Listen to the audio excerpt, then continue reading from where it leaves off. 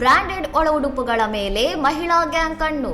10,000 ರೂಪಾಯಿ ಮೌಲ್ಯದ ವಸ್ತುಗಳನ್ನು ದೋಚಿದ ಲೇಡೀಸ್ ಅರೆಸ್ಟ್. ಉತ್ತರ ಪ್ರದೇಶದ ವಾರಣಾಸಿಯ ಲಾಹುರಬೀರ್ ಎಂಬಲ್ಲಿರುವ ಸುದೀಪ್ ಸಿಂಗ್ ಅವರಿಗೆ ಸೇರಿದ ಬಟ್ಟೆ ಅಂಗಡಿಯಲ್ಲಿ ಈ ನಾಚಿಕೆಗೇಡಿನ ಘಟನೆ ನಡೆದಿದೆ.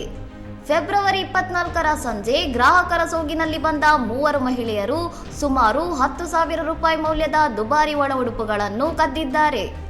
ಅಂಗಡಿ ಮಾಲೀಕರು ನೀಡಿದ ದೂರಿನ ಆಧಾರದ ಮೇಲೆ ಸಿಸಿಟಿವಿ ದೃಶ್ಯಗಳನ್ನು ಪರಿಶೀಲಿಸಿದಾಗ ಮಹಿಳೆಯರ ಕಳ್ಳತನದ ಕೈಚಳಕ ಸ್ಪಷ್ಟವಾಗಿ ಬೆಳಕಿಗೆ ಬಂದಿದೆ.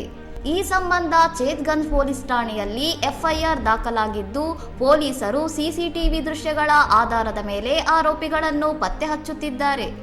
ಒಳ ಉಡುಪುಗಳನ್ನು ಕಳ್ಳತನ ಮಾಡುತ್ತಿರುವ ವಿಡಿಯೋ ಸೋಷಿಯಲ್ ಮೀಡಿಯಾದಲ್ಲಿ ವೈರಲ್ ಆಗಿದ್ದು, ನೆಟ್ಟಿಗರು ಮಹಿಳೆಯರ ಕೃತ್ಯದ ಬಗ್ಗೆ ತಮಾಷೆಯಾಗಿ ಕಮೆಂಟ್ ಮಾಡುತ್ತಿದ್ದಾರೆ. ಇನ್ನಷ್ಟು ಸುದ್ದಿಗಳಿಗಾಗಿ ನೋಡ್ತಾ ಇರಿ ಸೌರಂ ಟಿವಿ.